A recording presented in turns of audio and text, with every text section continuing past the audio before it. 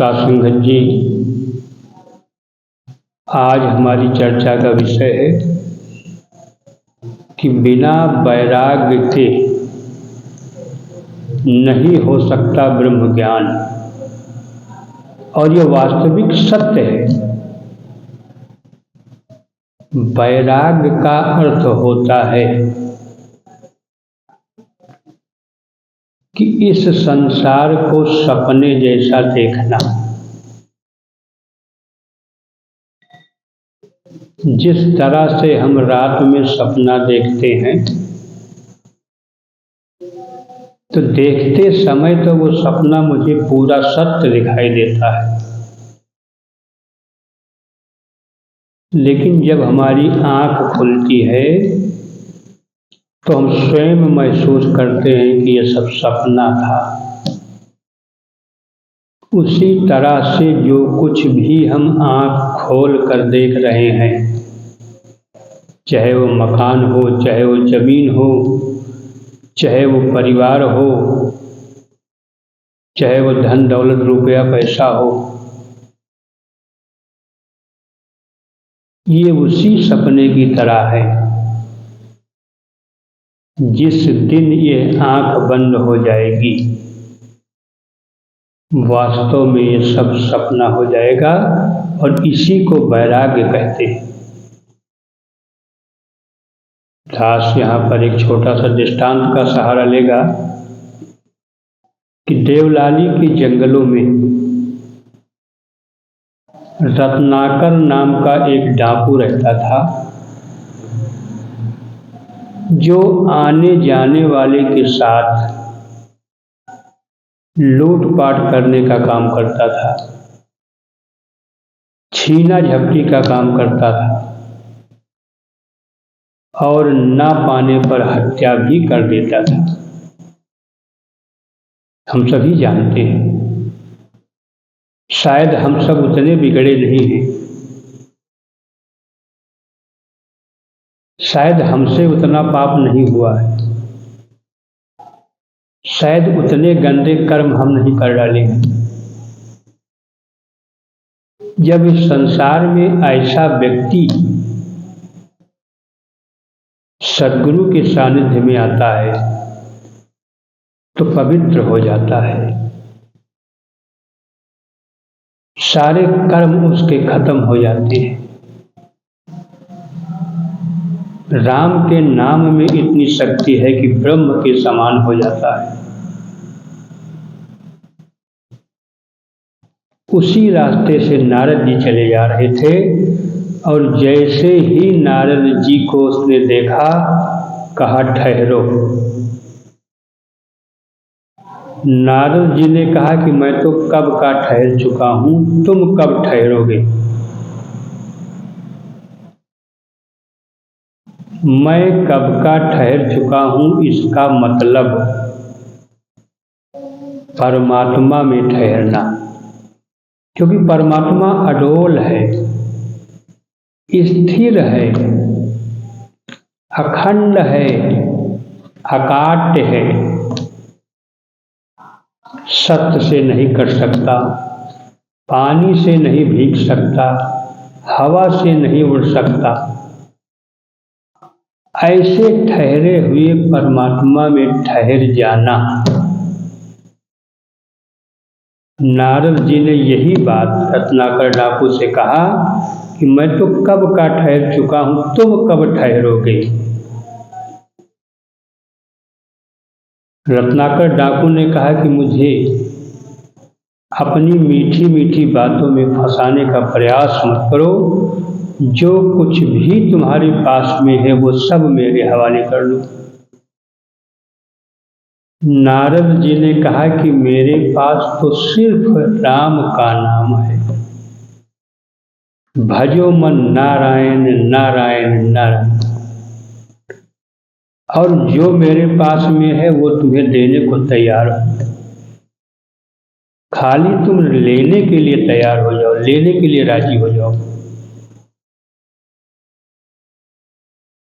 रत्नाकर डाकू ने कहा कि अब मैं बहुत ज़्यादा आपकी बात सुनना नहीं चाहता हूँ।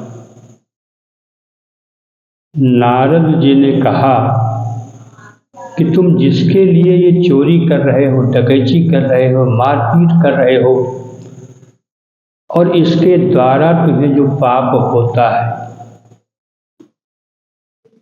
क्या वो सब भी तुम्हारे इस पाप में भागीदार बनेंगे? एक बार कभी पूछ तो लो, जाकर पूछ कर आओ। रत्नाकर डाकू ने कहा कि मुझे तुम बहलाओ मत, मैं पूछने के लिए जाऊंगा और तुम फरार हो जाओगे। नारद जी ने कहा कि तुम्हारे पास रस्सी है, मुझे पेड़ों से बांधो, तब जाओ पूछ कर आओ। सासंगत जी, रत्नाकर डाकू कुछ समय के लिए नारद जी की बातों को अपने विचारों में मंथन करने लगा और मंथन करने के बाद इस नतीजे पर पहुंचा कि संत है, ऋषि है, महात्मा है, हो सकता है कि इनकी बातों में सत्यता हो और मैं जाकर के अपनी पत्नी से, अपने पिता से, अपने पुत्र से, अपने माता से एक बार पूछ लेता हूँ। नारद जी को उसने पेड़ से बांधा और भागता हुआ गया, अपने घर परिवार वालों से पूछा कि मैं जो कुछ भी छीन के लाता हूँ, मार के लाता हूँ, इससे मुझे पाप होता है, क्या हमारे इस पाप में आप लोग भी भागीदार बनेंगे?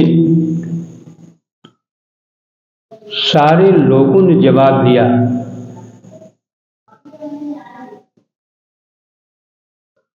कि जो कुछ भी कर्म तुम्हारे द्वारा किया जा रहा है, चाहे वह अच्छा कर्म हो और चाहे वह बुरा कर्म हो, उसका फल तो तुम्हें ही भोगना पड़ेगा। नारद जी के द्वारा कही गई बात रत्नाकर डाकू के दिमाग में घूमने लगी कि वास्तव में मुझे बड़ी भाग्य से मनुष्य का जन्म मिला था और अभी तक सारा का सारा जीवन निरर्थक चला गया।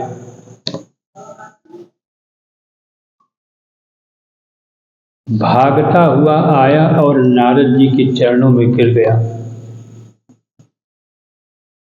झट से उनके रस्सी को खोला और चरणों से लिपट कर रोने लगा कि हे प्रभु, आज आपने मेरी आंख खोल दी, कृपा करो मेरे ऊपर कि जितने भी ये उल्टे सीधे कर्म मुझसे हो गए, इसका प्रायश्चित कैसे होगा? नारद जी ने कहा कि इसका प्रायश्चित तो अब केवल सद्गुरु के चरणों में ही रहकर हो सकता है।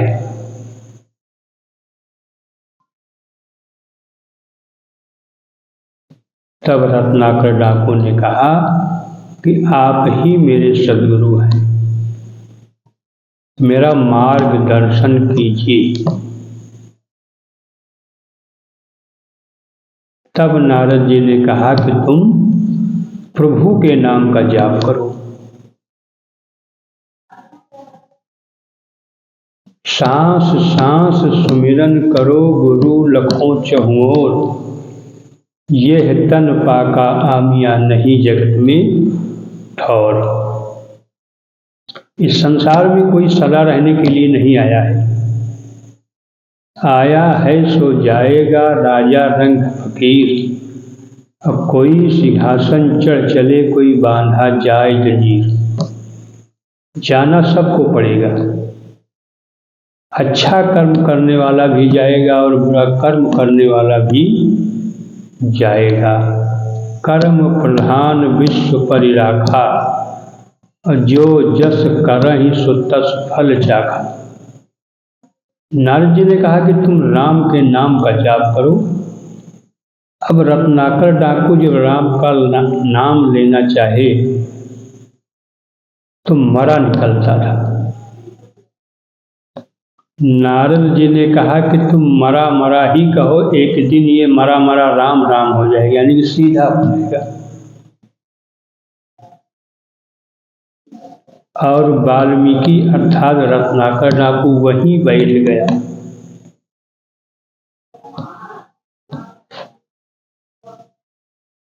और हर सांस में सुमिरन को समाहित कर लिया।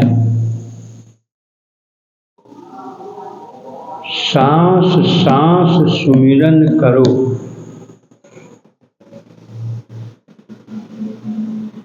नारद जी ने कहा कि इस मंत्र को सांस में समाहित कर लो और सांस सांस सुमिरन करो। वाल्मीकि जी वहीं बैठ गया और सांस सांस में सुमिरन करने लगा। हम सभी जानते हैं कि उल्टा नाम जपत जग जाना, वाल्मीकि भय ब्रह्म समाना। तो आओ सासंगत जी, हमें वैराग्य की अवस्था में चले जाने की जरूरत है। कर से कर्म करो विधि नाना, और मन राखो जहाँ कृपा निधाना।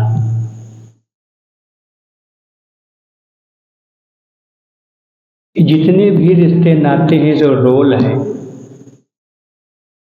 पिता हो तो पिता का रोल करो, पुत्र हो तो पुत्र का रोल करो, पति हो तो पति का रोल करो, पत्नी हो तो पत्नी का रोल करो, अच्छे ढंग से रोल करो।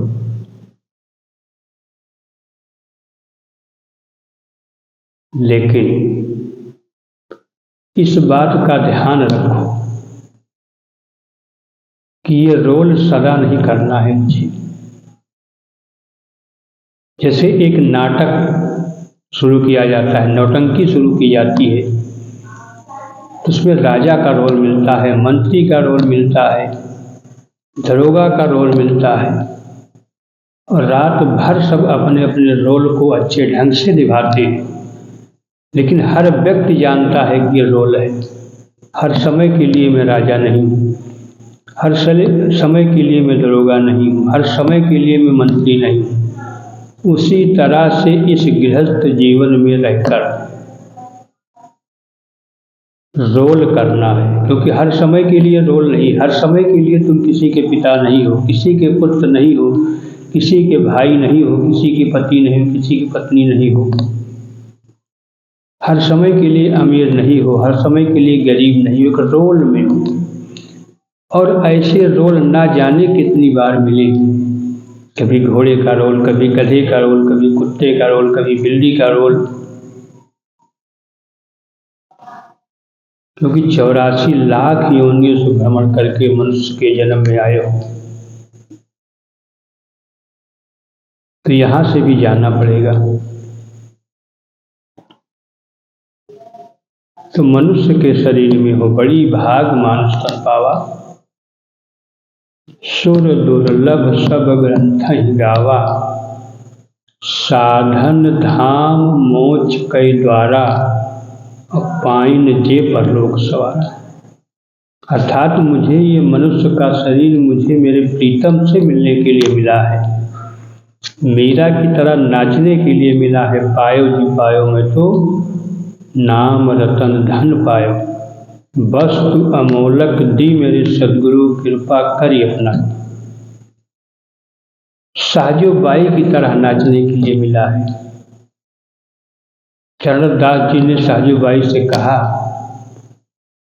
कि तुम्हें ये मनुष्य का जन्म असली पति से मिलने के लिए मिला है, नकली पति से नहीं। ये नकली पति तो या तो तुझे छोड़कर चला जाएगा या तू इसे छोड़कर चली जाएगी। जो कभी न छूटे असात ये परमात्मा, जो आगे भी है, पीछे भी है, दाएं भी है, बाएं भी है, ऊपर भी है, नीचे भी है।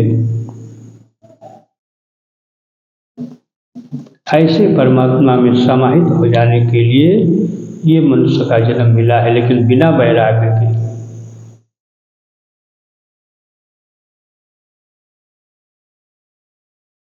इसमें समाहित होना मुश्किल है। तो आओ साथ संगत जी, सद्गुरु के चरणों में रहकर सेवा, सत्संग और सुमिरन करते हुए इस मनुष्य के जीवन के सफर को तय करना है। तो दास अधिक शब्दों का सहारा नहीं लेगा।